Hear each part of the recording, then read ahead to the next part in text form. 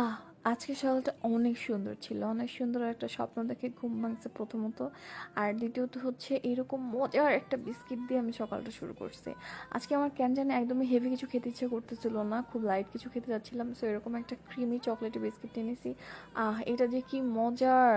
আর এই দুধটাও অনেক বেশি মজার, আমুলের একটা দুধ ছিল। সো আমি চাইছিলাম একদমই লাইট কিছু ব্রেকফাস্ট নিতে, অ্যান্ড সো আমি ওইটাই করতেছিলাম। এই বিস্কিটের ডিজাইনটা আমার এত ভালো লাগছে, ডিজাইনটা দেখে না আমার ছোটোবেলার কথা মনে পড়ে গেছে। ছোটোবেলা আমার কিন্ডারগার্টেন থেকে যখন হচ্ছে আমাকে ছবি দিছিল, আর্ট ক্লাস থেকে যখন ছবি আঁকতে দিছিল, তখন হচ্ছে আমি ওরকম কিছু আর্ট করতে পারতাম না।